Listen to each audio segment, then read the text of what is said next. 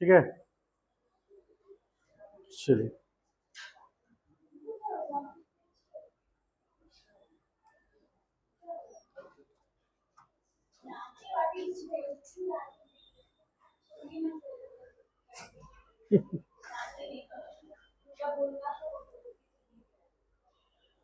कौन बोल के चले गए? बोल भी रही है आधा बात आधा। आंसू सर कुछ बोल के चले गए क्या? है?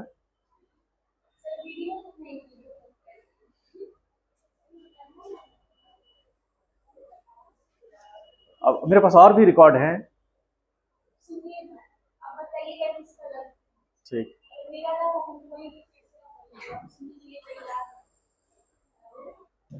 क्लास एंड होने के बाद की बात है।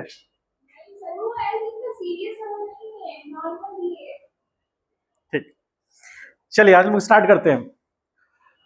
और आज हम लोग स्टार्ट करेंगे क्लासिकल मैकेनिक्स, जिसको मैकेनिक्स भी बोलते हैं। ठीक है,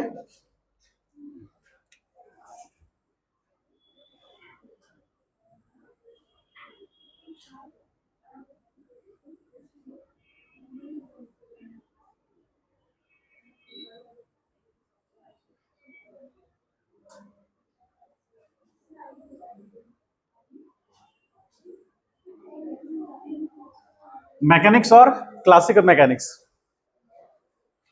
ठीक है, हेडिंग दीजिए।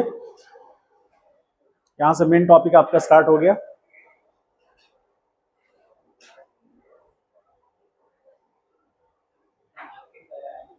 हाँ, क्या बोल रहे हो? क्या बहुत दिन बाद? बहुत दिनों के बाद? यही सब चल रहा था। तो तुम्हारा तो मैथ है, तुम क्यों चिंता कर रहे थे इतना? मतलब आप लोगों को तो एंजॉय करना चाहिए, मैथ वालों को।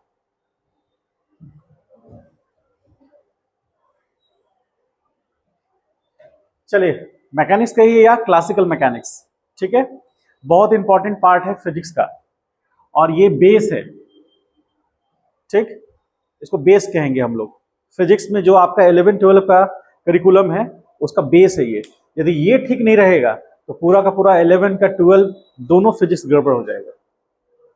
ठीक है, और ये तो खैर पूरा 11 चलेगा, लेकिन हम जो बेसिक क्लासिकल मैकेनिक्स की बात करेंगे, वो जो आने वाले कुछ चैप्टर्स हैं, लगभग 5 या 6 चैप्टर्स, वो आपका बेस क्लासिकल मैकेनिक्स बनेगा वो। ठीक है, जिसमें वेक्टर का रोल बहुत ज़्यादा है और साथ साथ मैथमेटिकल फिजिक्स का रोल ज़्यादा है। इसलिए वो दोनों चैप्टर स्टार्ट किए ताकि इसको अच्छे से समझ में आए। यदि हम इसको डायरेक्टली स्टार्ट कर देते तो आप मतलब हड़ताल कर देते हैं वहां जाकर। ठीक है, क्यों?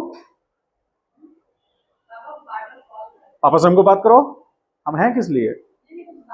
हाँ, तो हम ही से अभी तो मेरा समय है, मेरे समय में आप कैसे बात कर सकते हैं? ठीक है, चलिए 3-3 नंबर है, कोई नंबर दे दीजिए, इमरजेंसी होगा वहां से बात हो जाएगी। ठीक है, आपको देखते हैं, आप मेरे पॉकेट में फोन दिख रहा है? मेरे पापा को ब्रेन स्ट्रोक आया हुआ है 2018 से ही। हम फोन पॉकेट में लेके नहीं चल रहे हैं, इसका इशू मतलब समझते हैं? मतलब ये क्लास मेरे लिए बहुत इंपॉर्टेंट है, इसलिए फोन हाथ में।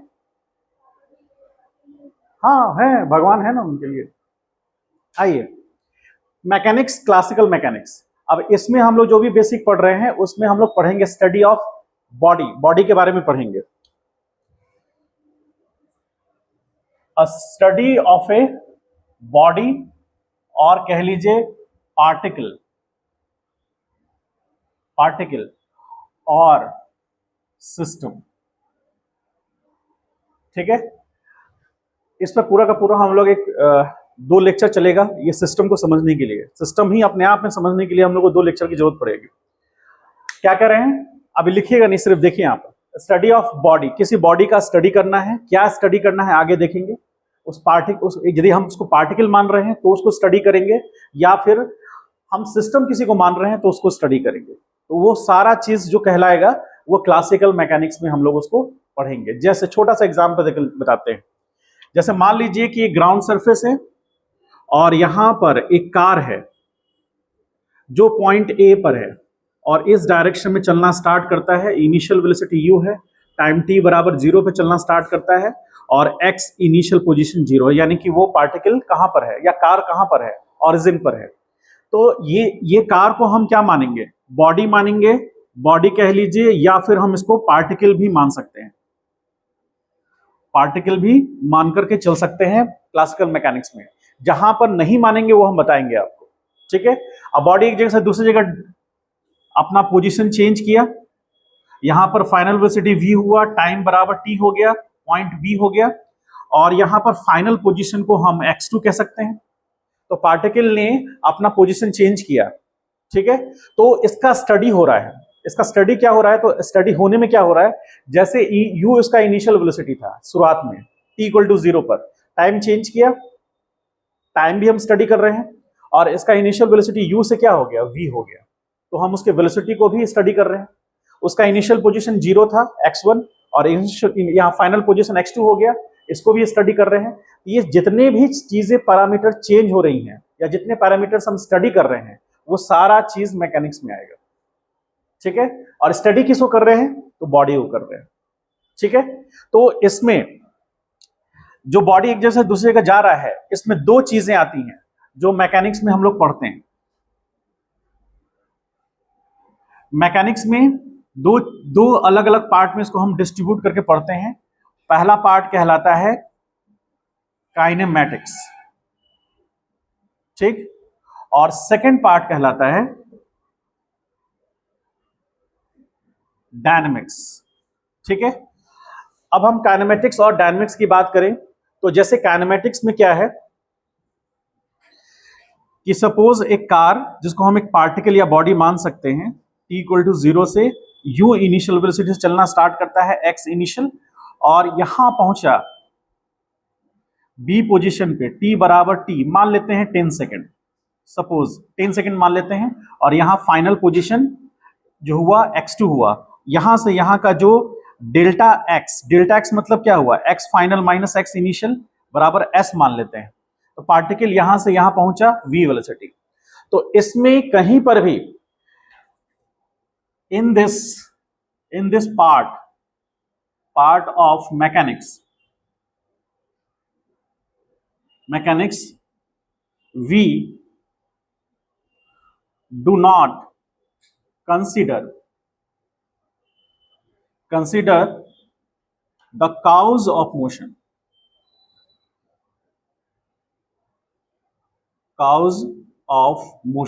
मतलब इस पार्ट में हम लोग जो बॉडी मोशन कर रहा है वो किस रीजन से कर रहा है उसको हम आइडेंटिफाई नहीं करते हैं, या हम लोग उसको कंसिडर नहीं करते हैं।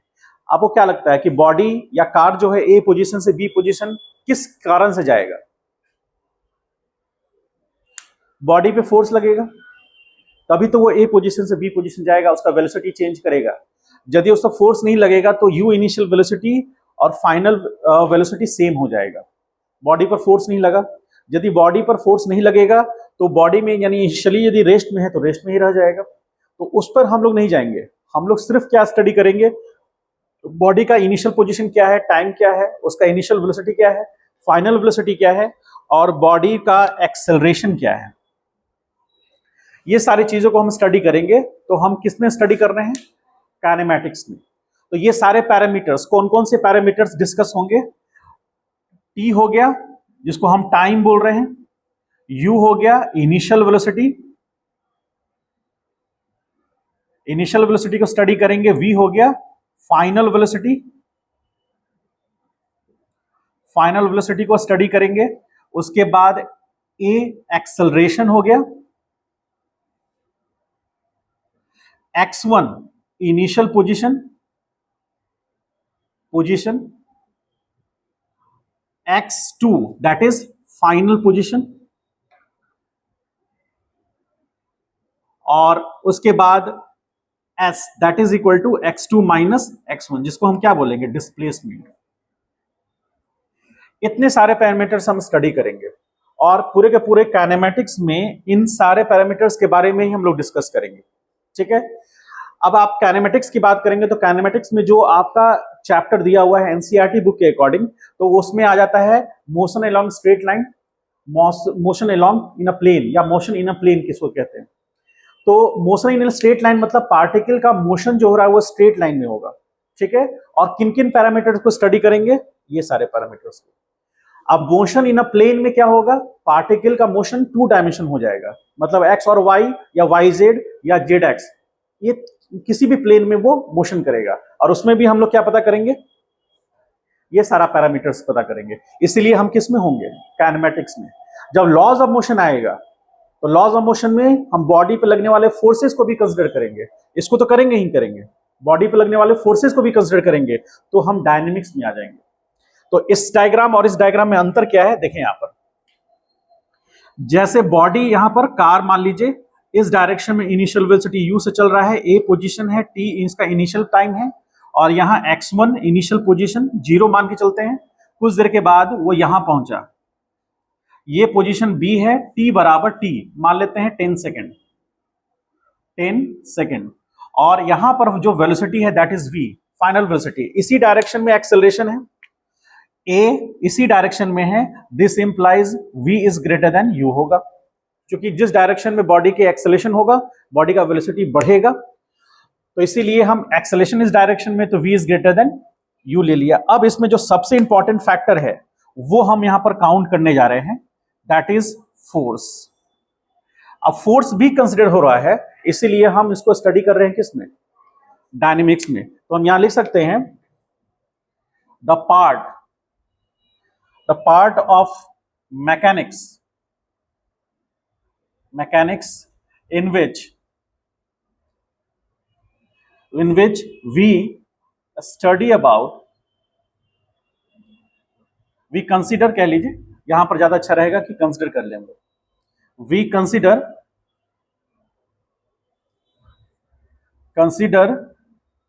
the cause of motion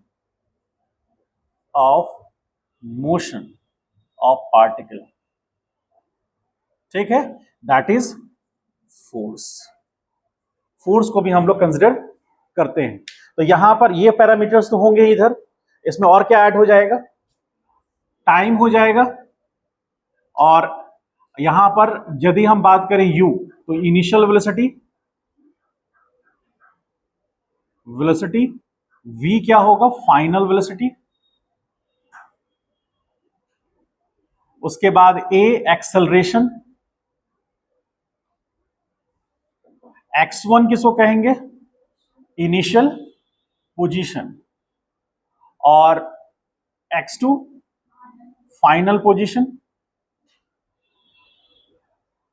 और यदि s की बात करें तो x2 minus x1 that is equal to displacement. और क्या बच गया इसमें, ये सारे तो हो गए, इसमें एक लास्ट बच गया, force applied on the body, कह लीजिए। समझ गए, ये सारे पैरामीटर्स डिस्कस होंगे किसमें, डायनेमिक्स में। इसमें एक ऐड हो गया सिर्फ फोर्स। तो अभी हम लोग मोशन अलोंग स्ट्रेट लाइन या मोशन इन अ प्लेन, उसमें हम लोग को ये नहीं देखना, हमको सिर्फ ये पैरामीटर्स देखने हैं। कभी एक्सेलरेशन दे देगा, बॉडी का वेलोसिटी दे देगा, डिस्प्लेसमेंट पूछेगा, कभी डिस्प्लेसमेंट दे देगा, वेलोसिटी पूछेगा, मतलब कुछ भी आपको इसमें से पूछेगा, ठीक है। अब ये सारा पैरामीटर्स को रिलेट करके आपको क्वेश्चंस बनाने हैं, ठीक है, जिसको हम लोग किस में रखेंगे, काइनेमेटिक्स में। इसको राइट डाउन कर लीजिए, फिर काइनेमेटिक्स में हम लोग मोशन अलोंग स्ट्रेट लाइन चलते हैं।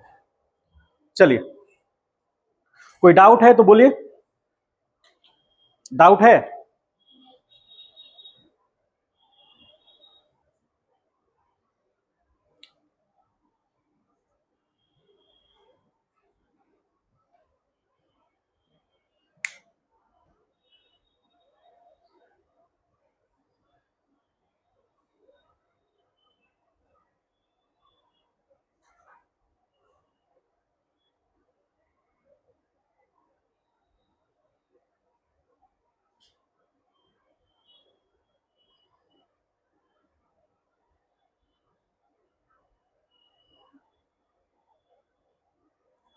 क्लास चलने के दौरान में स्मार्टफोन नहीं बजना चाहिए, और ना ही फोन आना चाहिए, ना आप एक्नॉलेज करेंगे कि सर जरूरी फोन आ रहा है। जरूरी फोन के लिए ऑफिस में 3-3 नंबर दिए हुए हैं। एक लैंडलाइन नंबर है, देखें आप लोग ऑफिस में एक फोन रखा हुआ है ऐसे करके, नहीं देखे हैं? वो जाके देखिए, ऐसे करके एक फ़ोन रखा हुआ है, वो लैंडलाइन फ़ोन है, और वहाँ पर कोई ना कोई ज़रूर बैठे रहते हैं। जो भी इमरजेंसी होगा वहाँ से कॉल आपको तुरंत मिल जाएगा। क्लास क्लास में फ़ोन नहीं रिसीव करना है, ना ही आपको एक्नॉलेज करना है कि सर फ़ोन आ रहा है। हम तो खुद ही फ़ोन लेके नहीं आते हैं। कहाँ फ़ोन है?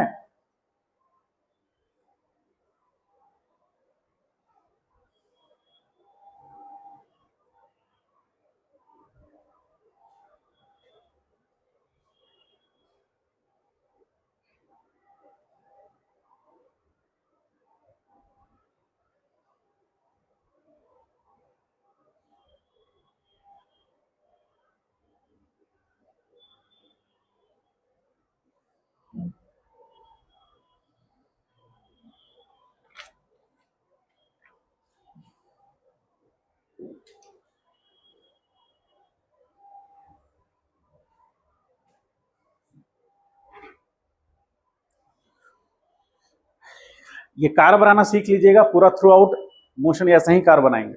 इसी कार से पूरा का पूरा आपका फिजिक्स हो जाएगा, मतलब मैकेनिक्स हो जाएगा, है ना। ज़्यादा अच्छा नहीं बनाना है ना, तो कार बनाने के लिए यहाँ पे बुला लेंगे।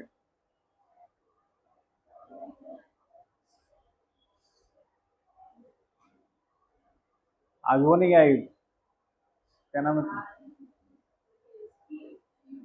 उसको फीवर हो गया है? ऐसे कैसे?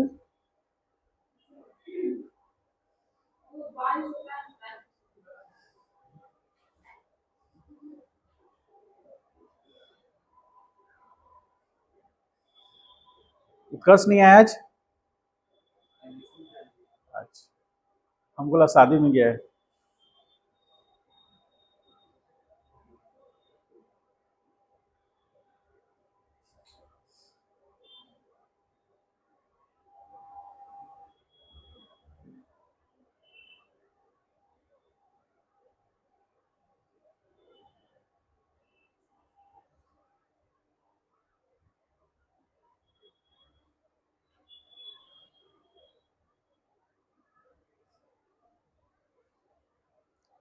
जब आप इंजीनियरिंग में जाएंगे तो फर्स्ट ईयर में पढ़ना है इंजीनियरिंग मैकेनिक्स।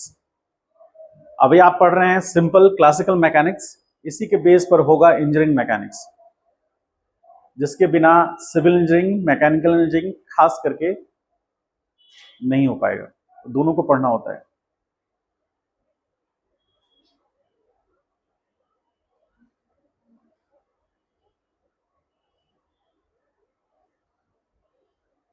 आईआईटी दिल्ली जाएंगे तो वहां पर एक पेपर है, एक सब्जेक्ट है, मतलब एक ब्रांच है, इसको बोलते हैं अप्लाइड मैकेनिक्स।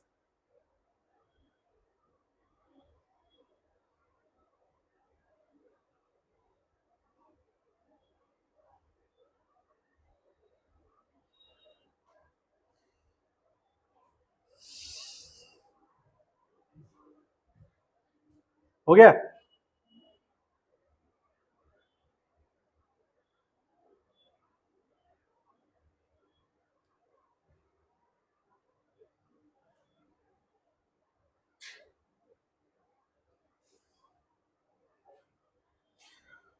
मैथमेटिकल फिजिक्स का प्लेलिस्ट बन गया है।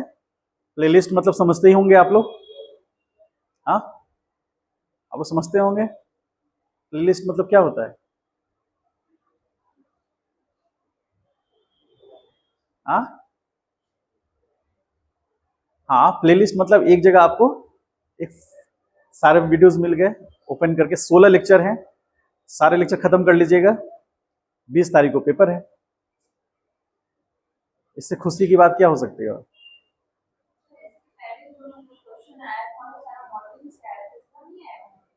भगवान जानते हैं, भगवान जानते हैं कि कहां से आएगा। हाँ, एक चीज जरूर कहेंगे कि क्या बोलते हैं उसको, लोग आपको भ्रमित करने की कोशिश करेंगे, भ्रमित नहीं होना है, अच्छे से पढ़ना है पूरा। हो सकता आ जाए, हो सकता नहीं आए। हाँ? नहीं नहीं, मतलब हम ये एग्जैक्ट नहीं कह सकते। हाँ, ये फिजिक्स के बारे में हम इतना जरूर कह सकते हैं कि 50 to 60% क्वेश्चंस जो हैं, आपको अपने नोट्स को बढ़िया से पढ़ लिया तो आप सॉल्व कर पाएंगे। ठीक है, 16 लेक्चर का जो नोट्स है आपका, उसको आपने बढ़िया से पढ़ लिया तो आप सॉल्व कर पाएंगे।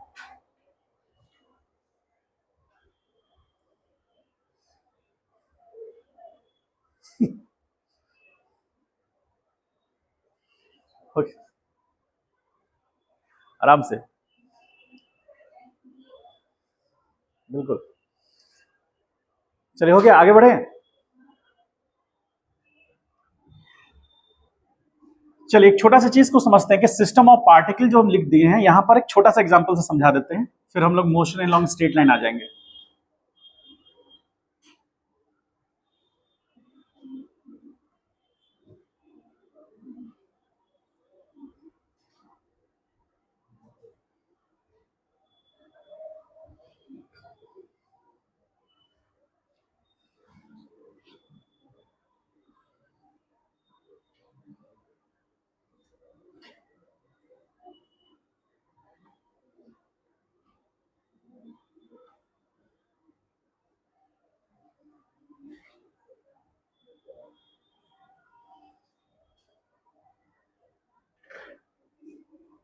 हो गया।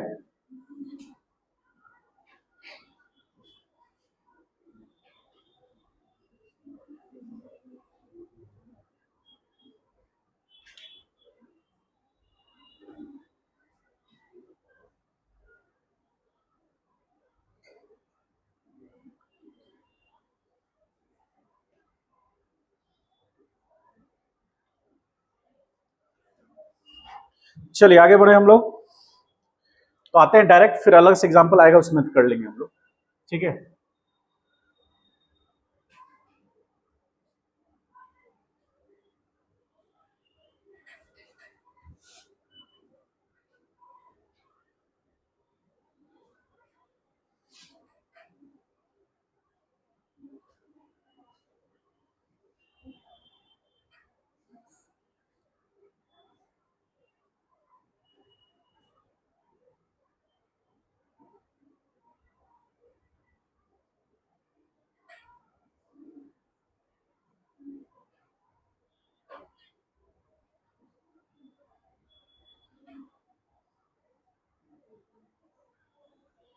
तीनों एक ही चीज है, अलग अलग कुछ नहीं है।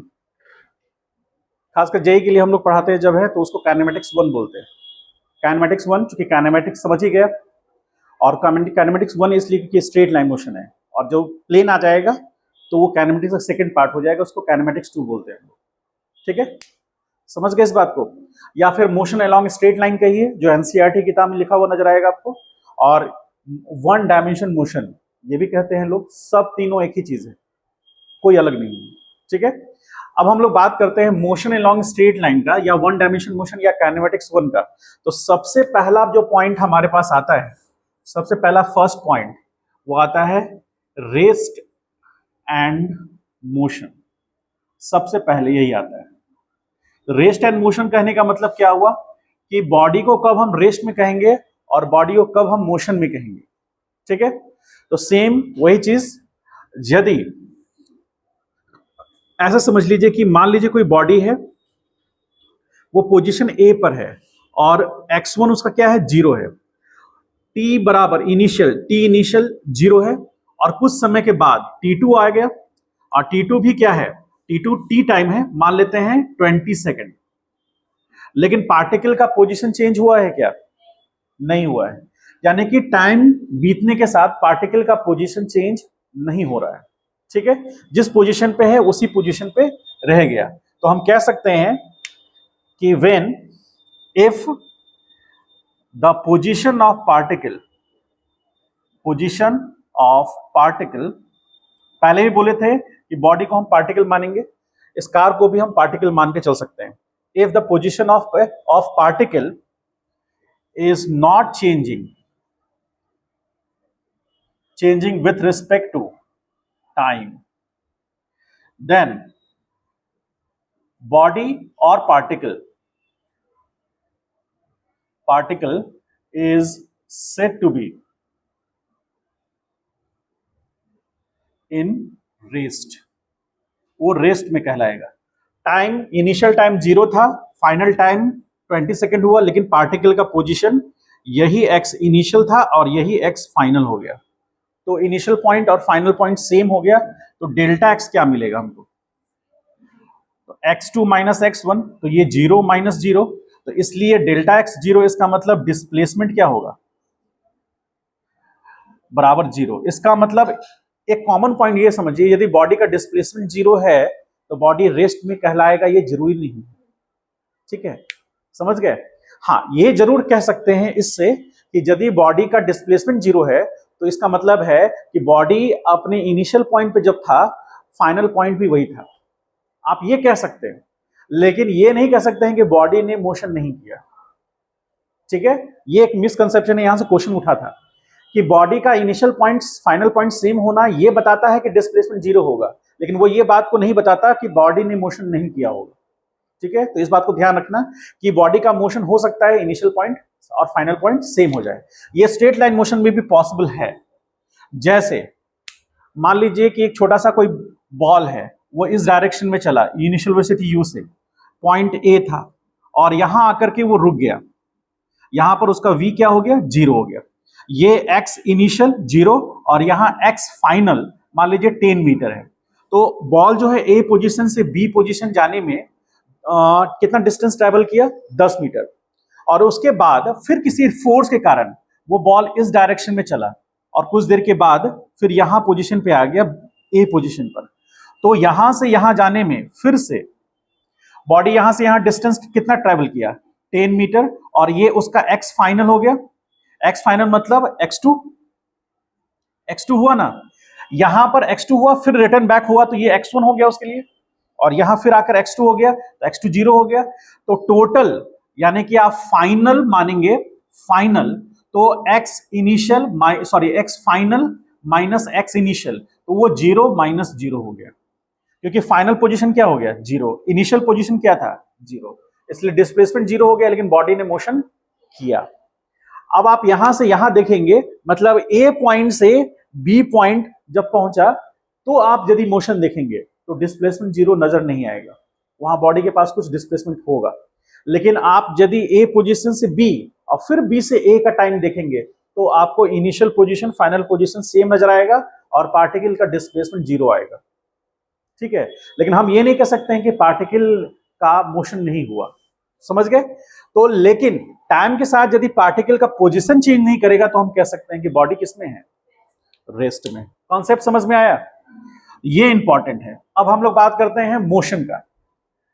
तो मोशन के कॉन्सेप्ट में सिंपल, जो हम लोग पहले भी पढ़ते आ रहे हैं, तो मान लीजिए कि एक कार है, पोजीशन ए है, t इज इक्वल टू 0 है, इनिशियल कार इस डायरेक्शन में u इनिशियल वेलोसिटी चला और कुछ देर के बाद इस पोजीशन पे है। ये पोजीशन b है, t बराबर t2 बराबर t मान लेते हैं 10 सेकेंड। ये आपके समझने के लिए करते हैं हम ऐसा। t2 टाइम मतलब दूसरा टाइम हो गया, समझ गए? तो समझने के लिए, तो a से b जाने में कितना सेकंड लगा?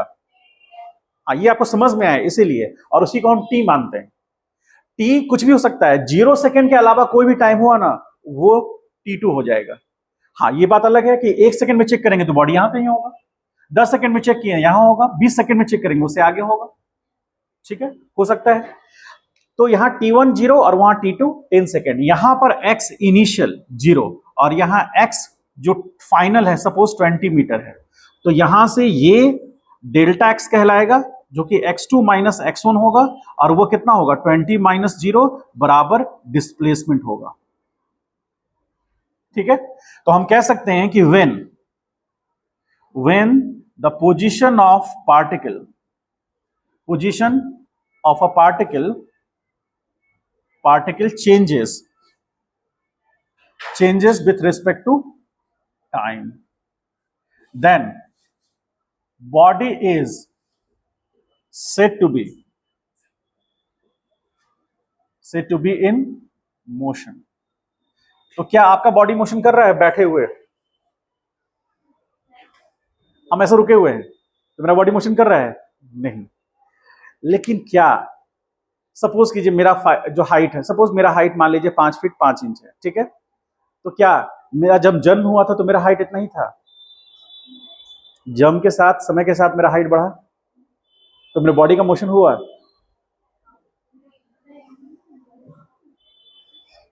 नहीं हुआ। आ? क्या राय है आप लोग की? मेरा क्वेश्चन समझे? मतलब मेरा उम्र जितना भी है, तो जब हम जन्म लिए थे तो मेरा हाइट छोटा सा था, धीरे धीरे बढ़ा, तो समय के साथ मेरा हाइट बढ़ा। मानते हैं ना इस बात को? सबका हाइट बढ़ता है। तो समय के साथ मेरा हाइट बढ़ा, तो क्या कह सकते हैं कि समय के साथ मेरा पोजीशन, मेरा बॉडी चेंज किया? नहीं चेंज किया। हाँ, नहीं ठीक कहना है आपका, सही कहना है। देखिए, हम लोग क्या मानते हैं, बॉडी के शेप एंड साइज में चेंजेस होने को हम लोग मोशन में नहीं लेते हैं, ठीक है। तो शेप एंड साइज में चेंज होना, मतलब हाइट बढ़ना, शेप एंड साइज में चेंज होना, वो अलग चीज है। लेकिन पार्टिकल जब हमने उसको मान लिया और वो तब पोजीशन चेंज करेगा तो हम मोशन में कहेंगे, ठीक है। बॉडी का शेप एंड साइज चेंज होगा, वो हम पढ़ेंगे, वो हम लोग को आगे पढ़ना है, मैकेनिकल प्रॉपर्टीज ऑफ मटेरियल में, वो हम लोग पढ़ेंगे आगे। लेकिन यहां पर उसको कंसिडर नहीं करेंगे। हम कार को भी क्या मानेंगे, एक पार्टिकल की तरह ट्रीट करा सकते हैं। जैसे आपका क्वेश्चन में ना आपको जनरली बॉल देगा, जैसे पार्टिकल देगा, नहीं कुछ ऐसा कुछ नाम देगा वो, तो आपको उससे पकड़ना है कि वो पार्टिकल की बात कर रहा है। बॉडी के शेप एंड साइज से हमको मैकेनिक्स में कोई मतलब नहीं, उस सब को हम क्या मानेंगे, पार्टिकल मानेंगे। आपको क्वेश्चन में देगा कि एक बाइक वाला रॉबर है, बैंक रॉबरी करके वो भाग रहा है, पुलिस उसका पीछा कर रहा है, तो आप पुलिस का जीप दिखाएंगे, जो बैंक रॉबरी करके भाग रहा है उसका बाइक दिखाएंगे, लेकिन वो दोनों पार्टिकल होगा। समझे? ऐसे वर्मा का क्वेश्चन है, हम कराएंगे आपको खुद समझ में आएगा, रिलेटिव मोशन का क्वेश्चन है वो। तो वहां पर आपको दोनों को क्या मानना है, पार्टिकल मानना है। हमको हमको इस बात से मतलब है कि बॉडी का मोशन क्या रहा, बॉडी का फाइनल स्टेट क्या रहा, टाइम कितना लिया, फाइनल डिस्प्लेसमेंट कितना हुआ, कितने टाइम के बाद पुलिस चोर को चेज कर पाया, ये सारा चीज हमारा मेन मैटर ऑफ कंसर्न होगा। ये नहीं होगा कि शेप एंड साइज क्या है, ठीक है। हम लोग ये पता नहीं करने चलेंगे कि हाँ कितना सीसी का बाइक था, हमको इससे कोई मतलब नहीं, ठीक है। समझ गए ये बात? और ये said to be in motion. तो मोशन में कहने का सिंपली मीनिंग ये है कि यदि पार्टिकल का पोजीशन चेंज करेगा टाइम के साथ तो बॉडी मोशन में होगा, ठीक है। इनिशियल पोजीशन, यहां कुछ फाइनल पोजीशन भी होगा, ये जीरो भी हो सकता है तो भी डिस्प्लेसमेंट होगा। लिखिए, राइट डाउन कीजिए। सबसे बेसिक कॉन्सेप्ट जो आप 9th क्लास में भी पढ़े हैं, रेस्ट एंड मोशन, लेकिन उसको थोड़ा हम लोग टेक्निकल तरीके से पढ़ रहे हैं। क्या हुआ, माहौल बना रहे हो? मेरे पास एक चीज की कमी नहीं है।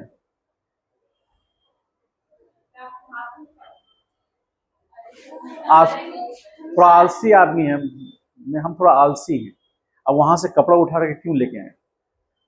बस यहीं से शुरू किए, यहीं पर। जो आलसी होता है ना, वो काम को करने का ना शॉर्टकट तरीका खोज लेता है।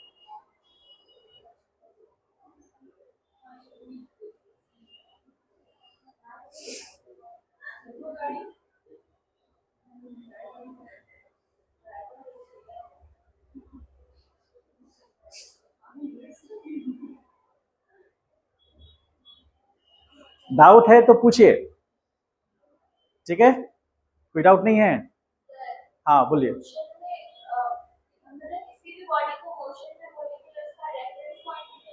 हाँ, रेफरेंस एंड बिल्कुल इंपॉर्टेंट है। तो हम ये इनिशियल को लिखिए ना, एस x1 = 0, मतलब क्या हुआ, पार्टिकल ऑरिजिन पर है, रेफरेंस पॉइंट मिल गया। बिल्कुल सही बात, रेफरेंस पॉइंट होना ही चाहिए, इसी को आप रेफरेंस पॉइंट लिख सकते हैं।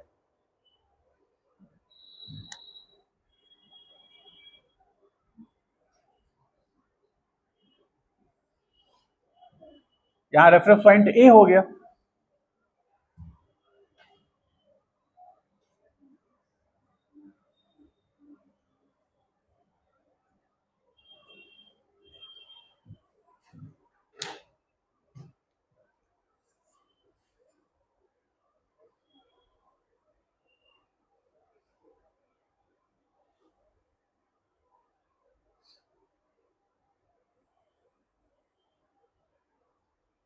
तो रक्षाबंधन कब है?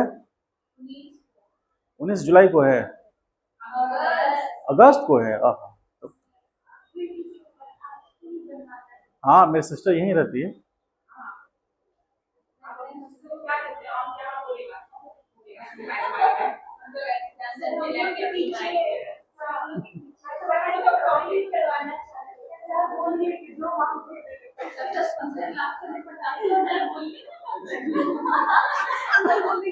अरे गलती से बोल रही है, वो रिकॉर्ड पकड़ लेगी तो फिर दिक्कत हो जाएगा ना। ढेर सारी शुभकामनाएं हैं?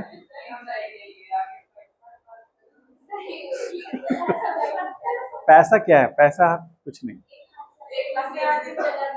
हम्म,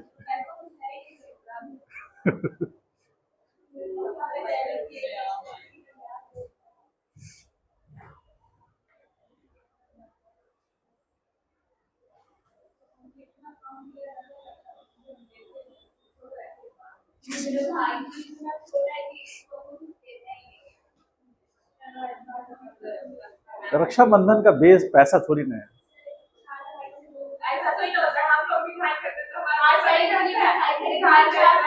मतलब वो इन्वेस्टमेंट है एक तरह से, क्या है।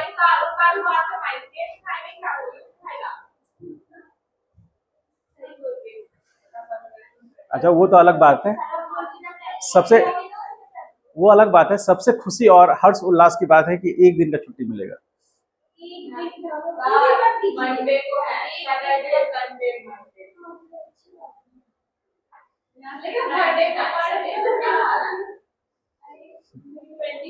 अच्छा हो गया, लिख लो पहले, जल्दी से हम हटाने वाले हैं।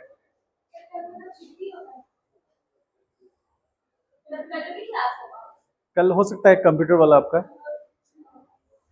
नहीं करना है, कल आराम करना है क्या।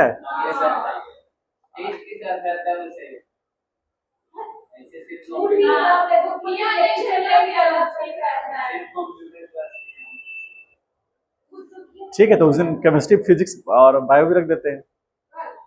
हाँ? देखिए 2 दिन इसलिए गैप दिया जा रहा है आप लोग को, जो 5 दिन का वर्कलोड है ना उसको मेंटेन करना है। यदि यदि 7 दिन लगातार क्लासेस होए ना तो आपका जो बैकलॉग है वो बढ़ता चला जाएगा और पढ़ाई बोझ लगने लगेगा। इसलिए 2 दिन गैप दिया जा रहा है, उसका अहमियत है, उसका मीनिंग है। 2 दिन जो आपने 5 दिन पढ़ा है उसको रिवाइज कीजिए 2 दिन वाले। ठीक है, हम लोग बहुत सोच समझ के बैठ के करिकुलम डिसाइड करते हैं तो सोच समझ के करते हैं ना कि 2 दिन क्यों दिया जाएगा। ठीक है,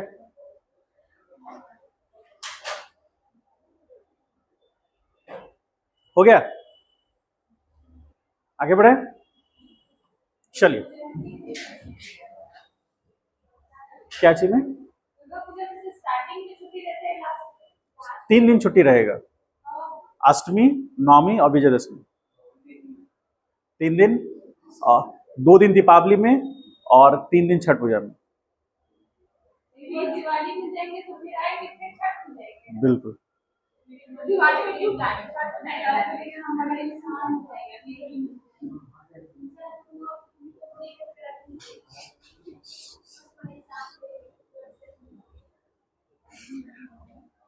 चलिए, हाँ मेरी बेटी है उसी के साथ खेलना, वो तुमको परेशान करेगी, तुम उसको परेशान करना।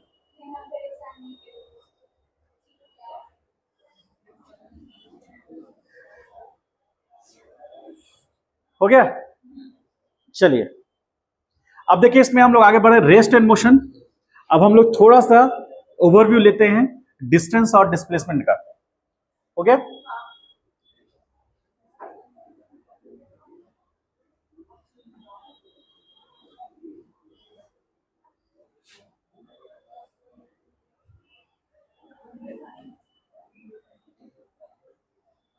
अरे तुम लोग तीनों को अलग अलग बैठा देंगे, तुम तो आओ तो आ गया, तुम बैठ आ जाओ, एक इस पे आ जाओ।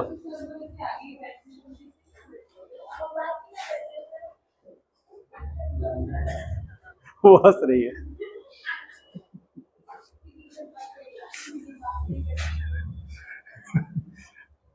अच्छा है कि तुम बात ही कर लो। ठीक है,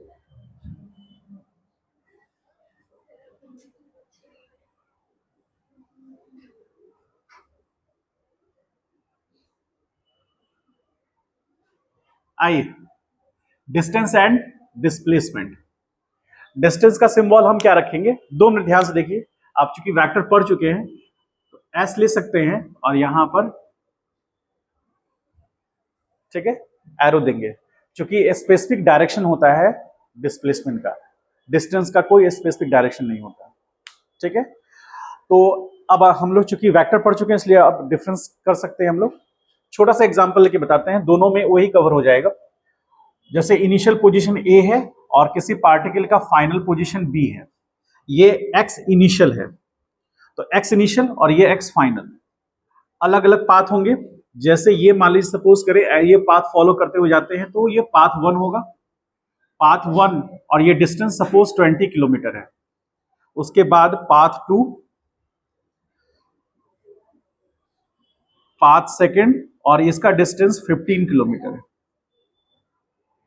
ये पाथ थर्ड और इसका डिस्टेंस 10 किलोमीटर। ठीक है, यहां पर एक चीज देखना है ध्यान से कि जो भी पाथ ट्रैवल करेगा बॉडी, जो भी पाथ होगा ट्रैवल करेगा बॉडी, वही उसका डिस्टेंस कहलाएगा। उस पाथ का जो भी लेंथ होगा वो उसका डिस्टेंस कहलाएगा। लेकिन यदि जो भी पाथ ट्रैवल करेगा बॉडी, डिस्प्लेसमेंट के केस में वो नहीं होगा। तो हम सबसे पहले जस्ट थोड़ा सा लिख दे डिस्टेंस के बारे में। डिस्टेंस के बारे में यहां से देख सकते हैं, the actual path travelled by the particle और बॉडी क्या कहलाएगा, डिस्टेंस कहलाएगा। जो एक्चुअल पाथ है, ये बहुत इंपॉर्टेंट सीक्वेंस है, इसको ध्यान से समझिएगा। मतलब कभी भी बॉडी यदि मान लीजिए ये पाथ को ट्रैवल कर रहा है तो ये पाथ का डिस्टेंस नहीं आएगा। यदि ये पाथ को ट्रैवल कर रहा है तो ये वाला हम नहीं लेंगे, जो एक्चुअल पाथ ट्रैवल करेगा बॉडी उसको लेंगे, वो डिस्टेंस कहलाएगा। तो पाथ 1 में क्या हो जाएगा, पाथ 1 में होगा 20 किलोमीटर जो उसका लेंथ दिया हुआ है, और यदि पाथ 2 में ट्रैवल करेगा तो इसमें कौन हो जाएगा, 15 किलोमीटर होगा, और पाथ थर्ड में तो ये आएगा 10 किलोमीटर। ठीक है, लेकिन डिस्प्लेसमेंट को इस बात से कोई मतलब नहीं। डिस्प्लेसमेंट के लिए एक्चुअल पाथ होना कोई जरूरी नहीं है, हो भी सकता है और नहीं भी हो सकता है। यदि पाथ शॉर्टेस्ट नहीं है जो बॉडी ने ट्रैवल किया है, यदि वो पाथ शॉर्टेस्ट नहीं है तो वो जो ट्रैवल किया है बॉडी ने वो उसका डिस्प्लेसमेंट नहीं होगा। ठीक है, मतलब इनिशियल पॉइंट और फाइनल पॉइंट, डिस्प्लेसमेंट को सिर्फ इस बात से मतलब है कि इनिशियल पॉइंट कहां है और फाइनल पॉइंट कहां है, तो वो एक एरो लेगा और एरो के साथ वो उसको कंसिडर करेगा। तो ये जो लेंथ हो गया, ये लेंथ वेक्टर का मैग्नीट्यूड रिप्रेजेंट करेगा, और ये जो डायरेक्शन है जो कि फिक्स है, क्योंकि इनिशियल पॉइंट फिक्स है और फाइनल पॉइंट फिक्स है तो ये डायरेक्शन फिक्स हो गया।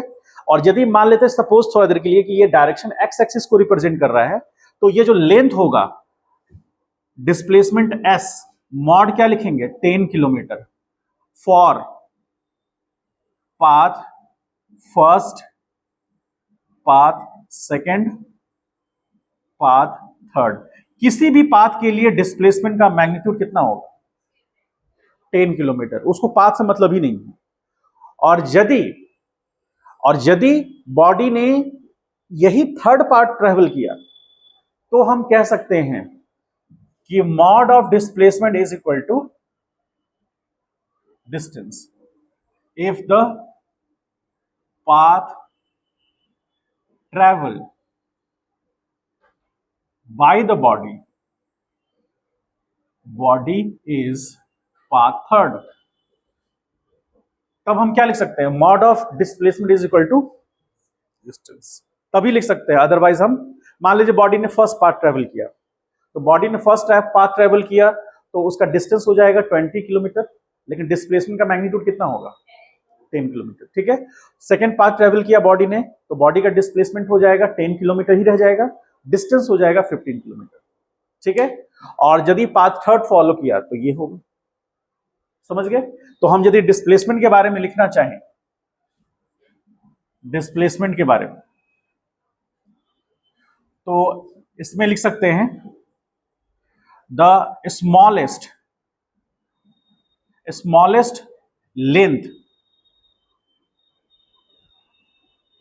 एल, स्मॉलेस्ट, स्पेलिंग कभी कभी भूल जाते हैं हम, बोलिए स्पेलिंग बोलिए।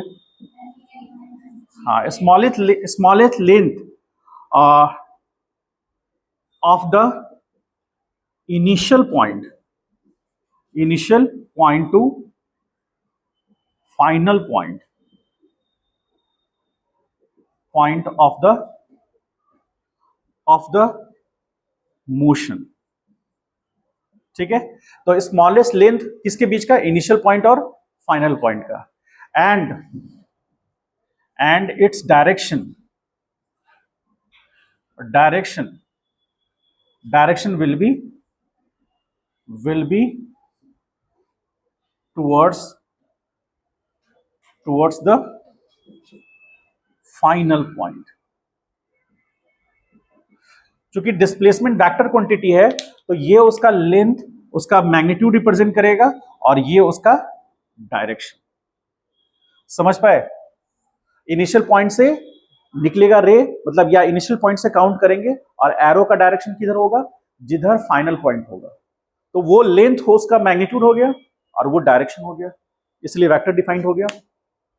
और इसमें जो लास्ट पॉइंट हमको लिखना है कि फॉर, यहां पर कह लीजिए फॉर पाथ फर्स्ट के लिए हम लिखना चाहेंगे, तो लिखेंगे distance is greater than mod of displacement. ठीक है, पाथ सेकंड के लिए क्या लिखेंगे, again distance is greater than mod of displacement. Path third के लिए क्या लिखेंगे, distance is equal to mod of displacement. ये क्वेश्चन आपसे एक बार पूछा हुआ है नीट में, जेई में नहीं पूछा था, नीट में पूछा था ये।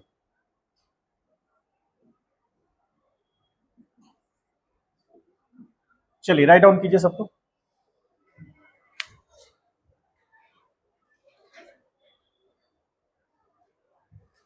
नीट में पूछा था, तो mod of displacement is greater और equal to distance, mod of displacement is less than equal to distance, mod of displacement is equal to distance, and none of these.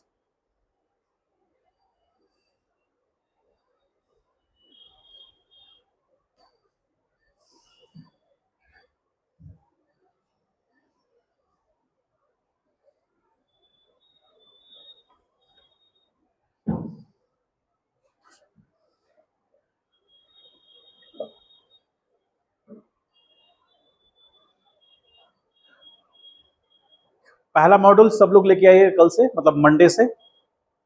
ठीक है, साथ साथ क्वेश्चंस कराते चलेंगे हम लोग।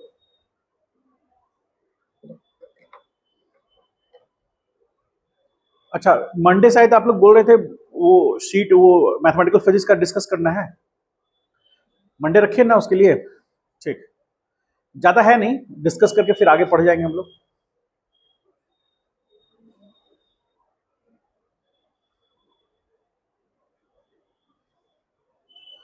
तो 2 दिन का समय है, सीट पूरा कंप्लीट कर लीजिएगा, मंडे को हम लोग डिस्कस करेंगे उसको। बनाए हो कि नहीं अभी तक? बनाए हैं सबके पास है ना? जिनको मान लीजिए नहीं मिला हो तो ले लीजिएगा ऑफिस से।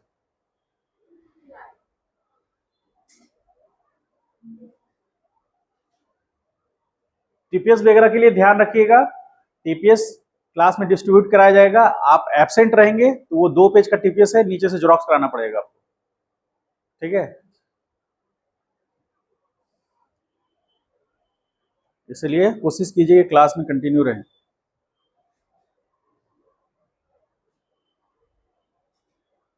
टीपीएस में मैक्सिमम 15 क्वेश्चन रहते हैं, उससे ज्यादा नहीं रहेगा।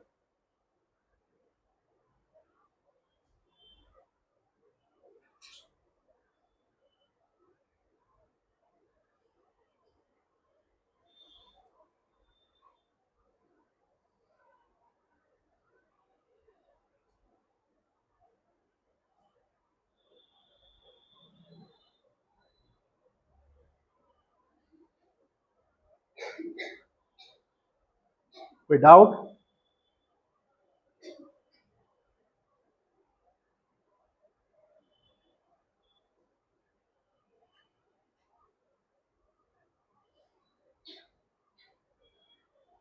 फीडबैक फॉर्म फिलअप करने के लिए दिया जाएगा आपको टेस्ट के दिन। आराम से आधा घंटा समय मिलेगा, बढ़िया से भर भर के लिखिएगा। उसका टेम्परेचर 22 कौन कर दिया है? वहां से नहीं होगा, इसका रिमोट है ही नहीं, मोबाइल से कंट्रोल होता है। किसी का सैमसंग मोबाइल होगा तो हो जाएगा। हाँ तो कंट्रोल कर देना, डाउन कर देना उसका टेम्परेचर, 22 पे है।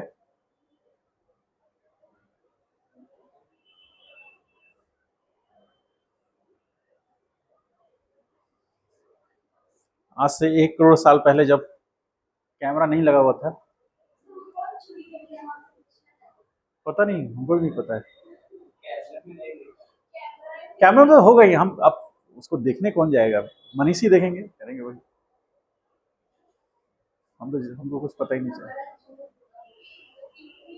वो सब पहले चोरी हो चुका है, वो 22 बैच में है, तो 22 से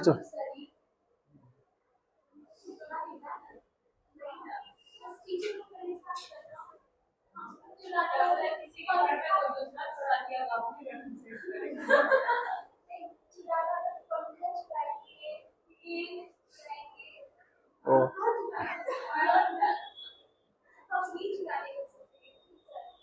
अरे तो कैमरा लगा हुआ है, कैसे चुरा लोगे?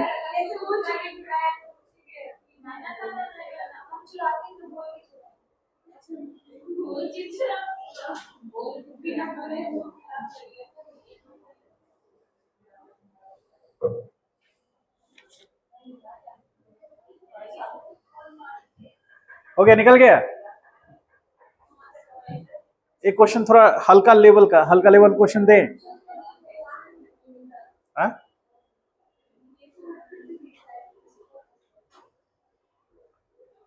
एक हल्का लेवल का क्वेश्चन देते हैं, थोड़ा अच्छा लगेगा आपको, और ये वेक्टर का कॉन्सेप्ट रिपीट हो जाएगा। टाइम हो गया, 12 बजे ना होगा टाइम? सॉरी 1 बजे होगा ना।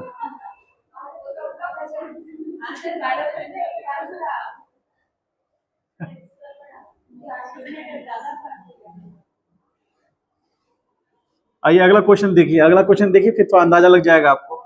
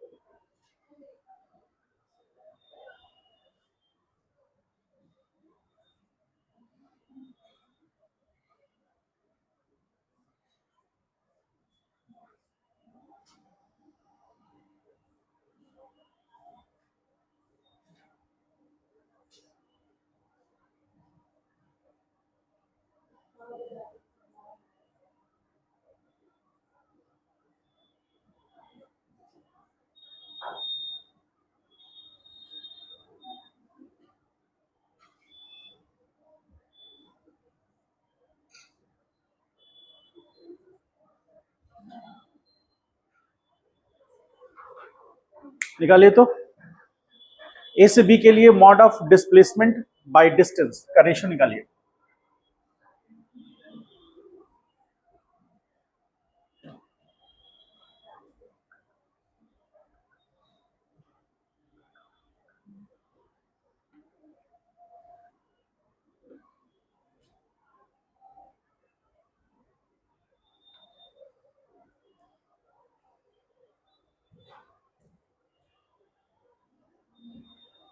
क्वेश्चन समझ में आ रहा है? एक पार्टिकल है जो ए पॉइंट से चलकर बी पॉइंट पे जाता है, ठीक है? आपको पता करना है ए पॉइंट से बी पॉइंट कितना एंगल बनाता है, थीटा बनाता है।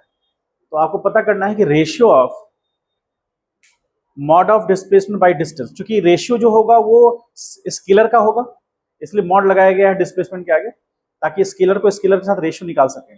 मॉड नहीं निकालेंगे तो वेक्टर का रेशियो स्केलर के साथ कुछ होने जाना नहीं है। तो क्या होएगा, क्या आएगा रेशियो? सबसे पहले डिस्टेंस कितना हो जाएगा?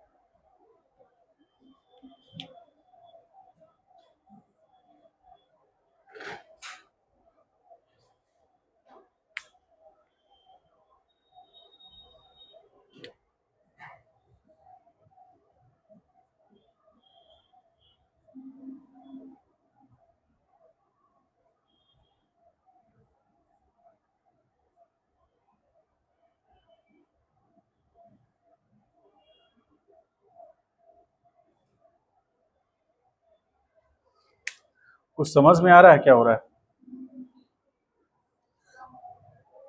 वेक्टर सब्ट्रैक्शन याद होगा तो बन जाएगा। जे मीन्स का क्वेश्चन था ये, जे मीन्स का।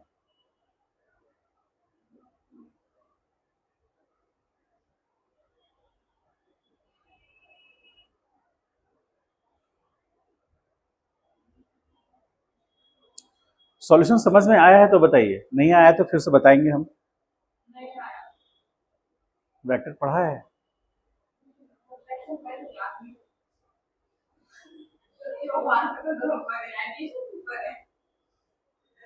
सब्ट्रैक्शन पढ़ोगे तो आएगा समझ में, ठीक है। एक बार फिर से हम रिपीट कर देते हैं, देख लीजिए।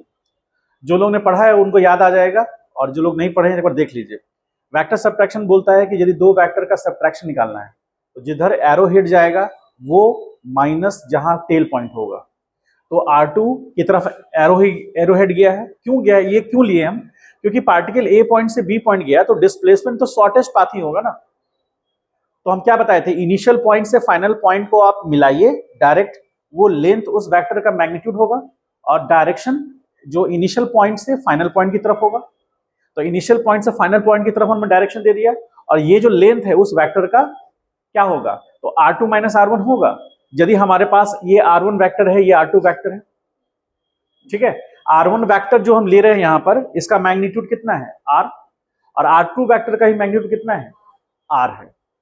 तो हमको सबसे पहले दो वेक्टर यदि टेल टू टेल ऐड हो रहा है तो उसका जो सब्ट्रैक्शन लेंगे, तो जिधर एरो गया उसमें से माइनस करेंगे किसको, जिधर टेल है, इसलिए R2 माइनस R1 हुआ।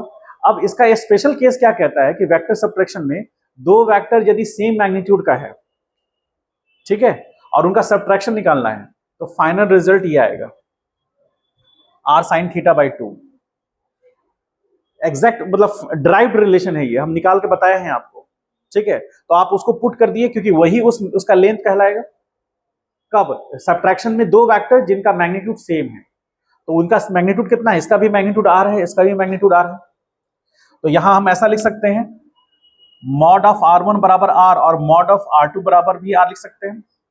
तो ये कितना आ गया? R sine theta by 2। तो R sine theta by 2 put कर दिए और नीचे में आर थीटा, ये स्मॉल एंगल के लिए हम लिख सकते हैं, स्मॉल एंगल के लिए कह रहा है। तो आर्क जो होगा, आर्क लेंथ जिसको हम लोग आर्क बोलते हैं, तो आर्क बराबर क्या होता है? 2 पाई आर तब ना होगा जब पूरा होगा। हमको ए से बी लेना है ना, ए से बी 2 पाई आर थोड़ी ना होगा। जब पार्टिकल ए पॉइंट से चलकर फिर से लौट कर ए पॉइंट आएगा तब 2 पाई आर होगा। हाँ क्या बोल रहे? 2 पाई आर, 2 पाई आर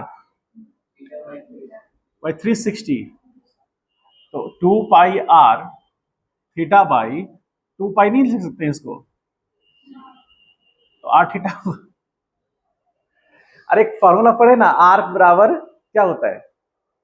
आर्क बराबर पढ़े ना, थीटा बराबर क्या होता है? आर्क अपॉन रेडियस पढ़े हैं ना, वही चीज तो कर रहे हैं। थीटा इज इक्वल टू क्या? Arc upon radius. तो आर्क क्या होगा? बराबर, तो हम क्या लिखे हैं? देखिए कहां लिख दिए है ना, तो आर थीटा नहीं लिखे हैं आर की जगह पर, स्मॉल एंगल में नहीं कर सकते हैं। अब यहां भी पुट कर इतना घुमा रहे हो तो सीधे सीधे आर्क बराबर आर थीटा हो जाएगा, क्योंकि थीटा बराबर आर्क अपॉन रेडियस होता है। पुट किए, वहां से आर आर कैंसिल हो गया, sign theta by 2 by theta होगा। समझ पाए इस बात को? ये रेशियो पूछ रहा था, ये आंसर में था। एक ऑप्शन था दिया हुआ इसमें, ये ऑप्शन 3rd नंबर पे था। एक ऑप्शन था साइन थीटा बाई 2 था, एक ऑप्शन था cos theta by 2 by theta, एक ऑप्शन था इसी तरह R sine theta by 2 by theta. ठीक है, एक ये ऑप्शन ये भी था। आपको करेक्ट ऑप्शन चेक करना था। समझ गए? आगे बढ़े, क्वेश्चन एक और दे इस पर, बोलिए। सब दुखी क्यों है इतना? लिखना है लिख लीजिए, लिख लीजिए।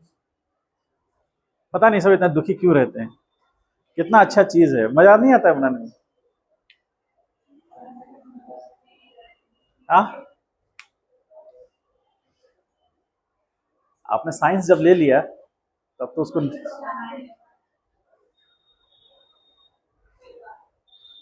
चलिए एक और क्वेश्चन करते हैं ऐसे ही।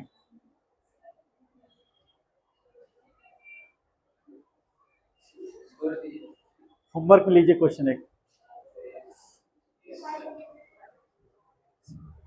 इसको लिख लिया तो हटाएं इसको।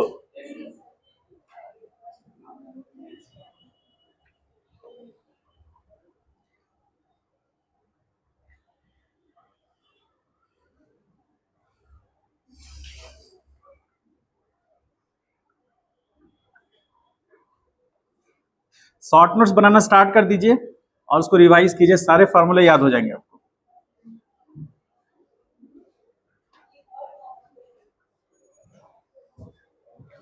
नहीं 12 की तरह CWSW करा देंगे, CWSW FW, वो वर्क जो फ्यूचर में होगा। सारे बच्चे बोल रहे हैं, एक बच्चा को बोले कि ये सब जो पीछे बैकलॉग्स है उस एक कॉपी फिर नोटबुक बना के लेके आओ मेरे पास। वो एक नया कॉपी लेके मेरे सामने आ गया, हम बोले इसमें सर लिखना बाकी है, खाली कॉपी नया है। हम ही को सिखा रहा है। आइए, उसको हम FW बोलते हैं, फ्यूचर वर्क, भविष्य में करेंगे, है ना। आइए क्वेश्चन देखिए, क्वेश्चन बहुत बढ़िया है, ऐसा ही रिलेटेड क्वेश्चन है। ये पोजीशन A हो गया, पार्टिकल इस पाथ को फॉलो करता हुआ,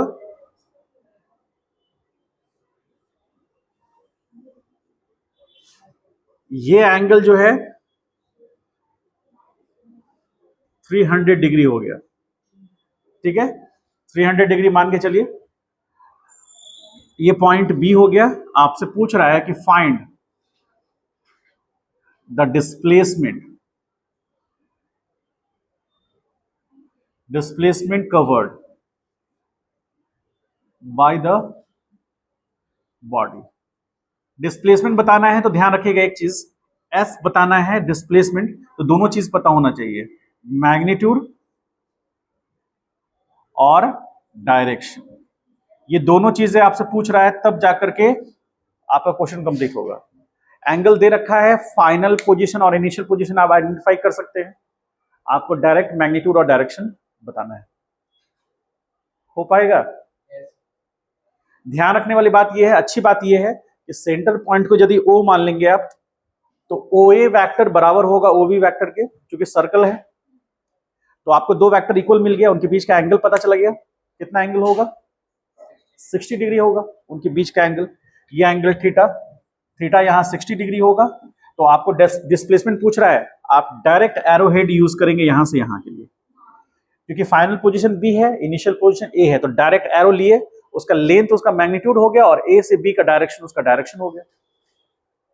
तो आप यहां से चलेंगे, जब आप मैग्नीट्यूड निकाल लेंगे तो यहां पर ऑरिजिन बनाएंगे, तो ऑरिजिन बनाएंगे तो यहां से ये एंगल या यहां से ये एंगल निकाल लीजिएगा, काम हो जाएगा आपका, हो जाएगा। इक्विलैटरल ट्रायंगल या फिर आइसोसेलेस ट्रायंगल किसको क्या बोलेंगे? इक्विलैटरल ट्रायंगल तो बोलेंगे नहीं, आइसोसेलेस ट्रायंगल बोलेंगे, क्योंकि ट्रायंगल जिसके दो साइड्स इक्वल हैं, तो ये एंगल निकल जाएगा, ये 60 डिग्री है। तो थोड़ा सा आपका 9 10 का वो ज्योमेट्री चेक कर लिया, वेक्टर चेक कर लिया, और उसके बाद ट्रिग्नोमेट्री का जो एंगल बनता है वो चेक कर लिया, 2-3 चीज चेक कर लिया वो आपका, ठीक है। कंप्लीट करिएगा इसको। नेक्स्ट क्लास में हम लोग स्पीड और वेलोसिटी में आ जाएंगे, और उसके बाद एक्सेलरेशन। इतना तेजी से भाग रहा है।